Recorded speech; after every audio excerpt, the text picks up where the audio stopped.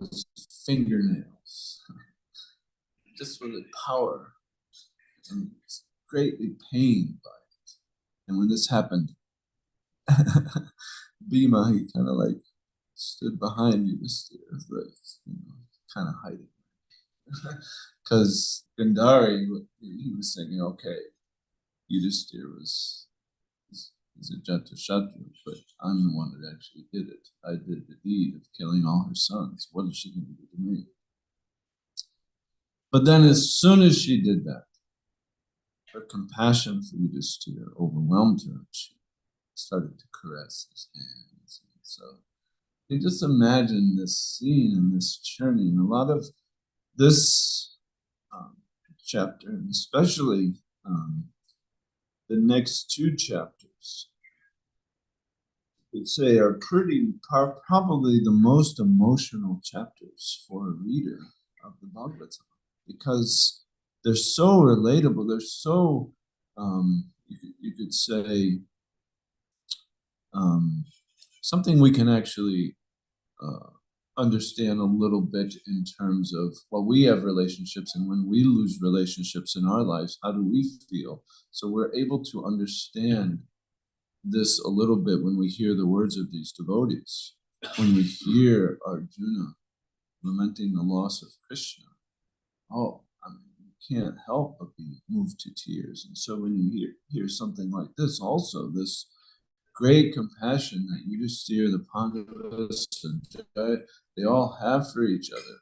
These are the characters. These are the things that we are actually trying to cultivate as we become Christian, because our hearts are usually, at least in my case, hearts are very hard. To live in the material world, to just survive here, you do have to kind of harden your senses a little bit, harden your heart, just to be able to survive all the things that are going on in the world. Oh my God, not this again, not that again. Oh, they said this. Oh, so you kind of reserve yourself, you kind of guard yourself, and you don't open up anymore. But here, these devotees, they're freely able to open up about everything. And this is a very good quality. And this is something we do need to learn in our, you could say, journey in Krishna consciousness. As an ascetic, an ascetic is never disturbed by all kinds of suffering, and that makes them strong and determined on the path to spiritual progress. Queen Gandhari is a typical example of an ascetic because of her marvelous character in many trying situations. So even though she did have some enmity and anger, still she cared for Yudhishthira. And this became, they were now fully dependent on their on the Pandavas, because they had no children. And she even said, "Oh, you didn't even leave me one son as a crutch." And so Yudhishthira, he felt so, and we heard, his despondency in the Bhishma chapter about how distraught he was, how distraught about all that. But then what did he do to these very family members he was so intimately connected with? And he just couldn't shake it. And so even though he was able to take Bhishma's instructions and begin to rule, and he ruled for about 35 years or so, here at this time, he again, this compassion is just overflowing him, and he's becoming, you could say, forgetful of the tattva of, oh, okay, well, this is the material world, or this, that. So he blurts out to Narada, "Oh, Narada, where are they? They're, And again, hearing all the statements of Bhishma through 2 full volumes of Mahabharata, of just this Shanti Parva, of him explaining material world, Sankhya Yoga, Jnana Yoga, all the different, and the ruling, all the different stuff, he still finds himself, because he lets his heart, he's letting his heart speak. And I can't find her. She's grief-stricken at the loss of all her sons. So this power of Gandhari is very exemplary, and again, I think you already covered that in the prior class. But then here we go. When you're distressed, you want to find somebody, and you want to take shelter of that person, and you want to serve them, um, and so sometimes you have to let your guard down to do that, just as Arjuna did in the Bhagavad Gita. He just started spouting off. Well, is going to happen? That's going to happen. All this, I don't know what to do. And he puts his bow down. All right, Krishna, I surrender to you. Tell me what to do. So, in a very similar way, Yudhisthira speaks this next verse. So we'll go and we'll chant this together.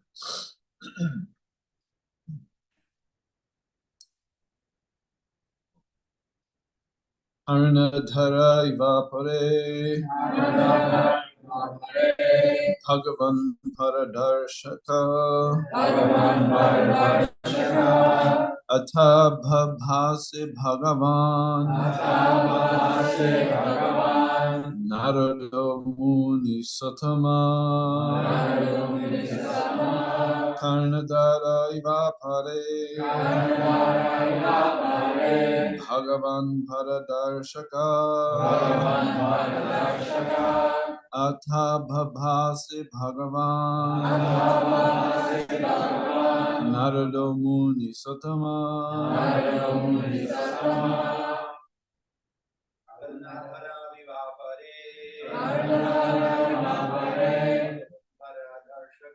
Bhagavan Paradarshaka Atha Bhabhase Bhagavan Narado Muni Satama Karnadara ivapare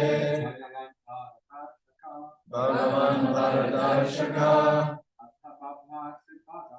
Atha Bhabhase Bhagavan Narado Muni Satama Karnadara ivapare Bhagavan Paradarshaka Atha Bhabhase Bhagavan Narado Muni Satama.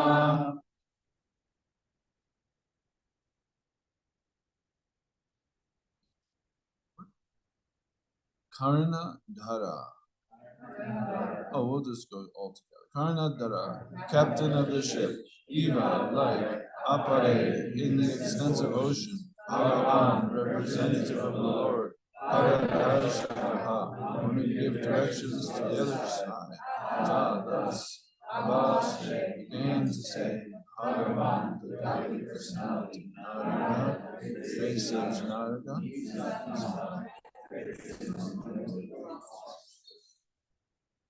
Translation. You are like a captain of a ship in a great ocean, and you can direct us to our destination.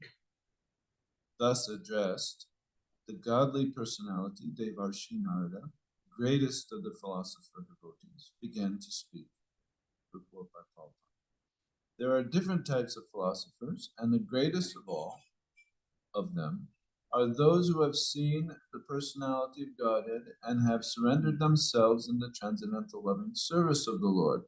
Among all such pure devotees of the Lord, Devarshi Narada is the chief, and therefore he has been described herein as the greatest of all philosopher devotees. Unless one has become a sufficiently learned philosopher by hearing the Vedanta philosophy from a bona fide spiritual master, one cannot be a learned philosopher devotee. One must be very faithful, learned, and renounced. Otherwise, one cannot be a pure devotee. A pure devotee of the Lord can give us directions toward the other side of nescience. Devarshi Narada used to visit the palace of Maharaj Yudhisthira because the Pandavas were all pure devotees of the Lord, and the Devarshi was always ready to give them good counsel whenever needed. Om Gananandasya Gananjana Shalakaya Chakshu Tasmai Shri Sri Chaitanya Manabhishtam Stapitam Swamin Rupa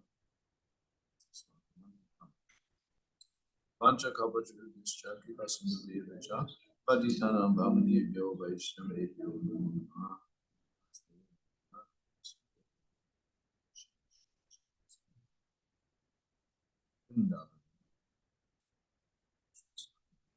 Krishna Ji. So here, this is an analogy or an example of what the captain of a ship would look like. So Karna Dara. Karna Dara is some two words and translated as a captain of the ship. But if you look at the words, Karna means ear and Dara means controller. So when we are hearing, we are to be given good hearing instruction, and that instruction is directed by the Karna Dara, the captain of the ship, or the spiritual master. And so it's such a nice, I believe also earlier in the Bhagavatam, this was given as an example that the sages of Naimisharanya accepted Sutta Goswami as the captain of the ship, the same thing. And then also Uddhava, in the instructions of Uddhava, a bigger or kind of wider example is given using the same word, Karnadara, captain of the ship. And it's in the 11th canto, if we could. It's in the chapter, your devotional service, 11th canto. It's in the 20s somewhere, probably. And it starts, Nrideham Adhyam. Nrideham Adhyam. The Nrideham is the body. Nrid, and not just the body, but it's Nrid. Nrideha means human body.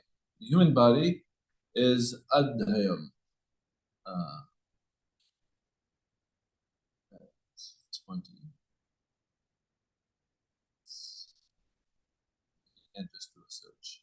Hridayam Adhyam Sulabham Sadurlabham. The human body is very difficult to come across. Huh?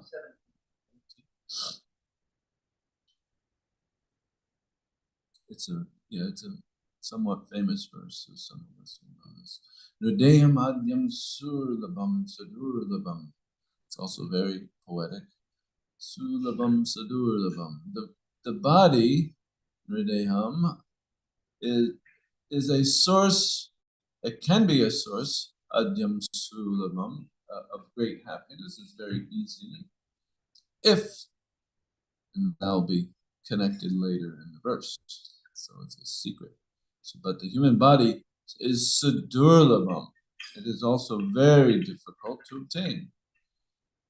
Because even if we just look at the numbers of living entities, the human form is quite small compared to all the living entities, probably even in this room. We are probably quite the minority. What to speak of Payne's Prairie, all the living entities, millions and billions of ants and microbes and reptiles and birds and plants, all those living entities. So when we get the Nriddeha, when we get a human form of life, which has the potential, has great potential, Sulabdam, to give us great, very easily, it could very easily give us a huge potentiality. It's being held back at this moment, but it is Sadurlabam. And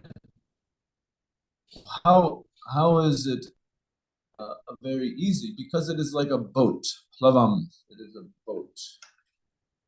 A boat, so Sukalpam, a very appropriate boat, actually. Very good. It's a very good boat to get over the ocean of nations. And there's other verses in the 10th canto as well, that the Bhavam Budir, also in this, Bhavam Buddhi, their very deep ocean of nescience. And so the material world is compared to like this ocean of distress and nescience. And how do we get out of that? How do we get through that? Because if we're ever cast out in the middle of the ocean, or if we're ever swimming anywhere and we get beyond our depth, immediately there's some panic, because this is not natural for me. So the living soul, although it is identifying with matter currently, and I think, okay, yeah, I'm actually very good at manipulating my matter, but we we often see very easily we are overcome by it and can end up to be controlled by it. Um, just look at your phone. Don't look at your phone now, but how much are we controlled by this piece of matter, this piece of machinery that, phew, even when we're having discussions, we have people looking at it. I was in a meeting last night, and we were talking on this serious subject, and two or three people it's like, wait a minute. So we're so controlled by this ocean of nescience. But plavam sukalpam, the body is such a good. How does it become a? Because if you just throw a boat out in the ocean, we see them capsize if you just put a boat out there. But there's always a captain of the boat, right? In Guru Karnadaram, the same verse, the same word used. Guru Karnadaram. If you have a good captain, and so the captain uses what to guide the boat. Ma Yanukulena. Ma is Krishna. He's speaking this verse. It says my Anukulena, my my very favorable, as we know in pure devotional service, Anukulena, Krishna Anukulenam. My Anukulena, Nabaspatirnam is breezes. The breezes. What are the breezes? Favorable breezes on a boat, because you see a sailboat. You ever seen like how you ever? I don't know if you've ever taken. How many people have sailed on a boat with the sails, actually, not motors? I, have you been able to figure out how they do it? It's like you're going one way and you feel the wind. Okay, that makes sense. But then all of a sudden you're coming back, and it feels like the wind's going the same. How is it that they're doing this? It's like magic almost. So, but the ma is Krishna's words. My words are the favorable breezes that the captain will use to guide the boat, Lavam.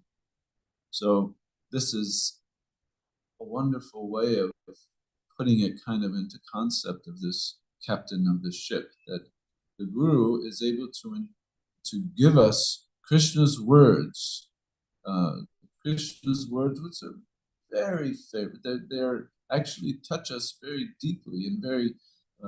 They are the solving of all these problems. As when we will hear again in a few chapters again, like another very distressful time. And I'm going Giribistam Smaratam. I will remember Krishna's words as he taught me in Bhagavad Gita. And so when we remember these are the things. And so we don't automatically remember them. So within our ear, we give our hearing over to those who are our teachers in devotional service. And so here Narada Muni comes in. And so immediately this recognizing the distress of the whole palace and his own distress. Oh, I now accept you, Narada Muni, as the captain of the ship. Karna Dara, you give me the favorable instruction to help me get out of this nescience, and help me get out of this confusion that I'm currently in. So it's quite a nice we're getting a little glimpse of Yudhisthira's character. We're getting a glimpse of his relationships and how much they mean to him. And so then we also, we are also, how many times do I go through distressful moments and I want somebody to give me this. So we take shelter of the Bhagavatam, we take shelter of Vaishnavas who we greatly appreciate, we greatly respect. Oh, what is your, because a captain, what does a captain do? Generally, the captain knows these things. Even Prabhupada says when back in '66, when he was first explaining Krishna consciousness to the devotees, he said, I'm out on the ship on the Jaladuta, and all I see is round. He says, I just see wherever I look, it looks the same. But the captain knows where he's going. The captain, he says very emphatic, because he has a chart. He has a chart. The captain has a chart, and so the captain, whoever our Vaishnavas are, who we take instruction from, we have some faith in that, and that's also, as Rupa Goswami uh, will advise us, that we should do those very confidential exchanges, and that becomes a very loving exchange. So this is not the first time that Yudhisthira met Narada. He met him at the Rajasuya sacrifice, and other times as well in the forest. But here he's just like, we almost, at least, we're saying we hear that he was greeted, but it's almost the first. Oh, I'm so, where are my uncles and my aunt? Seemingly, you could say for Narada, the great personality, this is like, oh, this poor attached soul. He's not thinking like that, but he's also very compassionate to Yudhisthira, as you'll read, as you'll hear through um, his instructions. But sometimes, even Krishna, sometimes he'll give very loving and instructions to Arjuna, and sometimes he'll say, "Oh, only a fool laments like this." So the Guru Karandara, by their experience of not only applying Krishna's words, applying Krishna's directions, again, Maya Nukulena, they're Krishna's words, they're Krishna's directions. They become very expert in applying exactly what the hearer may need. And then it is up to the hearer to, and Krishna even says, okay, I've given you it, now you do what you want. Arjuna, do what you want. And those who have that relationship developed, and the trust, there's got to be trust there, there's got to be love, there's got to be this relationship from the hearer and the speaker, and then the words can be realized by them and then applied in their life. So to actually take some questions, I do have something else to tie this into Shiva, but we will first discuss this. Discussion. Thank you very much, Prabhu. In regards to Yudhishthira's lamentation, is it safe to say that he wasn't that he was attached, but it was out of his concern and care for the elderly and, I wouldn't say invalid, but yeah, like senior members of his family. I think it could be both. I think that the pure devotee, who Prabhupada says the Pandavas are the pure devotees, and Narada is the pure devotee. Narada went to visit because the Pandavas were all pure devotees of the Lord, and Devarshi was always ready to give them good counsel. So a pure devotee is compassionate on many levels to everyone. It's not that, okay, I will just give you the information and I won't help you, with other things. He sees, so Yudhisthira is compassionate. Yes, he wants, because he was there when Vidura was speaking quite strongly. Oh, you're like a kept dog eating the remnants of Bhima, uh, person who killed all your children. So what are you doing? What are you doing with your life? And all the Pandavas were there. And so they saw that. And then they also knew the implication. What they're trying to do is to get them to move to the next stage of their life. But still, there's compassion. Just as, sometimes on the tattva level, sometimes we try to look too much on the tattva level. When Srivas Thakur's son had died in a kirtan, Srivas was trying to live up to the tattva level. Oh, don't bother. Let's not bother Lord Chaitanya with this. This is just, let all my sons. I don't.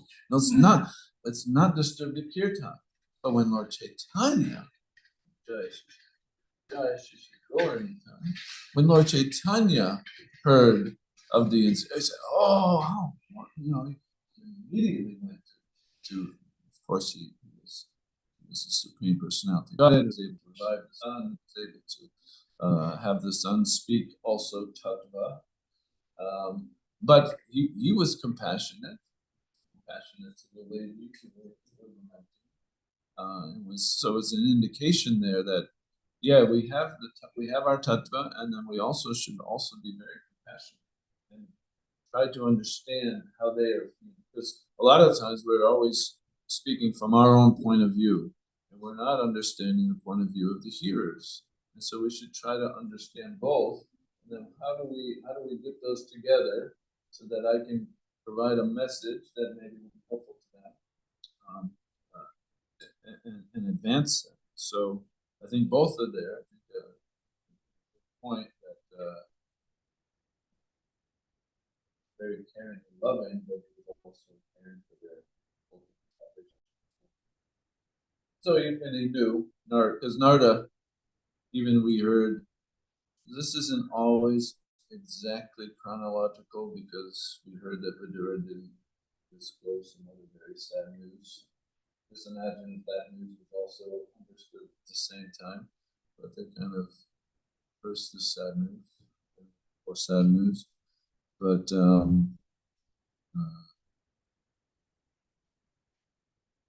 it's another. Thank you for a wonderful class. I really appreciated the points that you made about Gandhari. And what stood out to me also in the purport is that we hear so many stories of women in the Bhagavatam who, they're pure devotees, they're chaste, they're, mothers, they're wives, they're all these things. But like Prabhupada said, even though they do exist, we don't hear so many stories of women who are ascetics. Yeah. And that was very exciting to me personally. I felt like what's so beautiful about the point that was being made also about compassion, that there is tapasya in Krishna consciousness. Even the gopis, they were performing tapasya during the Katyayana Vrata, but the purpose was to please Krishna. The purpose was to develop their relationship deeper with Krishna. And the result of tapasya, when it's done in Krishna consciousness, because sometimes we hear tapasya hardens the heart, but Gandhari had so much compassion for Yudhisthira. So actually, when we do the tapasyas in Krishna consciousness, such as chanting our rounds and all of the things that Prabhupada wants us to do, actually our heart should become softer. We should become more compassionate. Yeah. I seem to, at least personally, I do like to gravitate towards those things that are heart softening because I have such a hard heart and I need that therapy. Because yeah, when you actually do soften a little bit and you allow Krishna and the words of Krishna, when you allow that to enter, then whoa boy, you get new realizations. Just like again, there's so much. You're all, many of you are this first time hearing a lot of this, and it's hard to understand Arjuna. But as we tell little stories about oh, well, this is a relationship between Yudhisthira and Gandhari. It wasn't just this, but it was, oh, there was a lot of things going on. And the more we hear about it, and as the more we, over the years and years and years of hearing, because that's what we'll always have a Karandara in charge of what we're hearing. We want to hear things that are anukulyena. We want to hear things that are very favorable.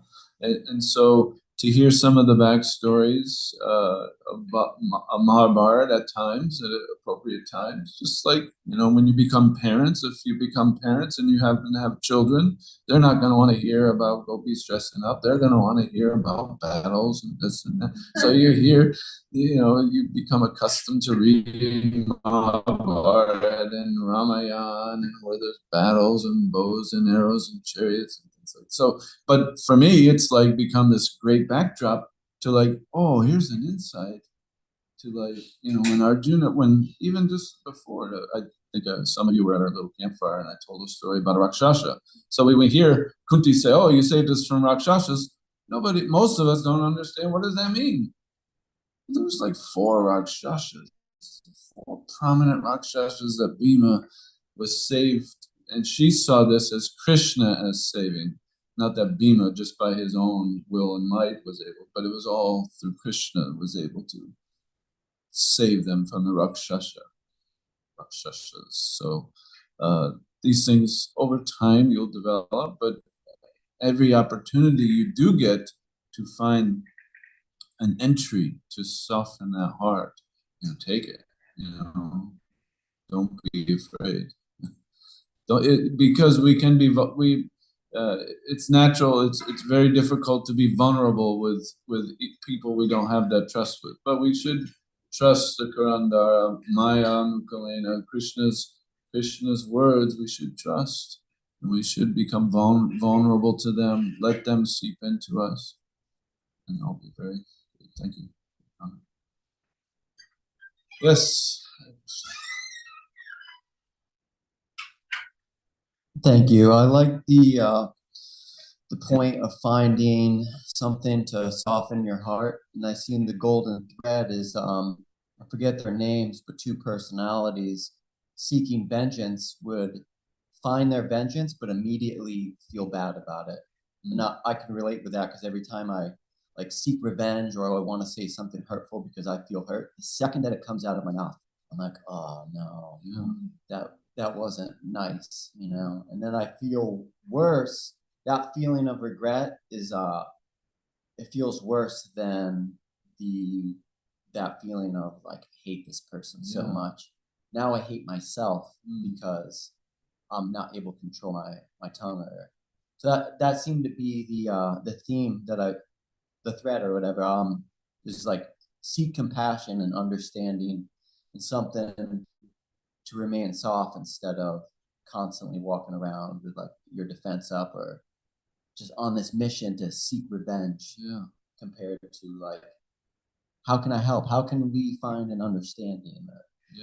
What did I do wrong to offend you that now then it just seems to go back and forth. There's never an end to it. And we have to also be compassionate to ourselves and recognize the recognition is like the first step. And that's like of any ailment we may have. Until we recognize we have it, we're not going to change. We're not going to do anything about it. And as you're talking, I was thinking the two different, I think in cartoons they have like the angel on the shoulder and the devil on the shoulder. And they're karandaras. They're kind of speaking into the ear of the person. But whenever you do something, if you recognize, oh, that was not the right thing to do, and then there's okay. Well, what are the steps now to recover from it? Well, obviously, if it's with another personality, let me apologize. Let me say, and then now what do I do to maybe not fall into that position again?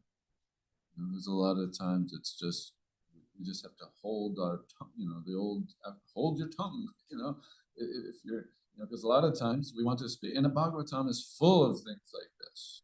Dhruva Maharaj, he immediately he's so angry. But then at the end, Swami Gatara tells me that, oh, I was searching after what I thought was like gold and, diamonds.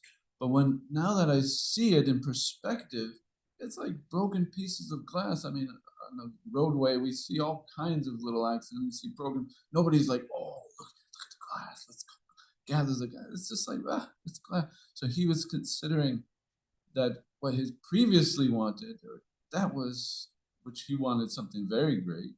He wanted the whole kingdom of the universe, practically speaking.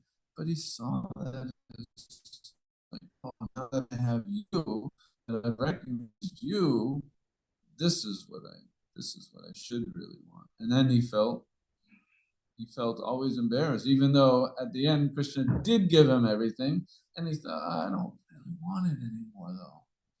And so then and Sudam Vipra is another person like that. He didn't want anything. He was kind of like put into a circumstance where he had to go and ask for something, but he didn't want it. And he just wanted to see his friend Krishna, and he saw Krishna, and he gave whatever he had. He actually gave more than what he had. And that was, anyway, there's a whole story for that. But he gave more than what he had, and Krishna couldn't repay him. So Krishna gave him all this opulence. And then from then on, he never saw it as like, okay, let me enjoy this opulence. He's just, oh, my nice Shama, my dear dark friend gave me this. And everything he was used in that, in the service of glorification of his friend Krishna. So thank you for that. And I'll just very, very quickly, there's a very wonderful verse. If you look it up, in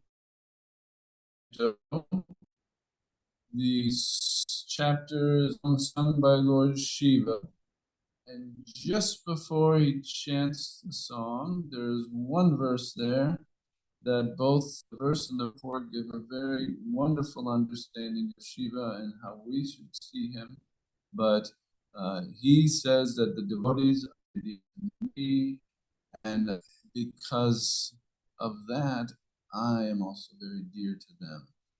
So it's a wonderful verse, and there's a wonderful purport there, about 2 pages. Prabhupada kind of sets the Vaishnava understanding of Lord Shiva into perspective. But to tie in, now, here's even a harder thing to do. How do we append Narada Muni to Lord Shiva? But we can. There's a wonderful way to do that. So in Rupa Goswami's Namastakam, he has 8 verses glorifying the holy name. And Bhaktivinoda Thakur wrote a song on every one of the verses. And on the very last verse of the Namastakam, it's this song called Narada. We call it Narada Muni, but I'll say the translation, and we can then go on to our next program. So again, kind of, so you're seeing this Narada Muni. Here's a picture of this Narada Muni. It's come into its presence. When the great soul Narada Muni plays his veena, today's verse of holy name,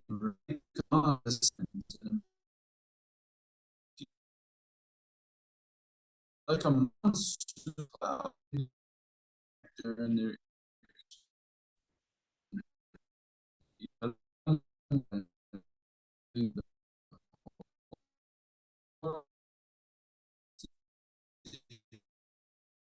universe become maddened upon entering this intoxicating shower of nectar. Some people cry, some dance, and others become fully intoxicated within their minds. Lord Shiva, embracing Narada Muni, repeatedly makes loud screams of ecstatic joy. And Lord Brahma, dancing very ecstatically, says, all of you kindly chant, Haribol, Haribol. In great happiness, the thousand-faced Ananta Shesha chants, Hari, Hari. Hari, Hari. By the influence of the transcendental vibration of the holy name, the whole universe becomes ecstatically maddened, and everyone tastes the mellows of the holy name. Thakur Bhaktivinoda The humble servant of the Lord says, the holy name of Krishna has fulfilled all my desires by vibrating on everyone's tongue. Bhaktivinoda therefore prays at the feet of Sri Rupa Goswami that the chanting of Harinam may continue like this always. Thank you very much. All glories to Sri Prabhupada. Hare Krishna. Jai. Sri Prabhupada ki Jai.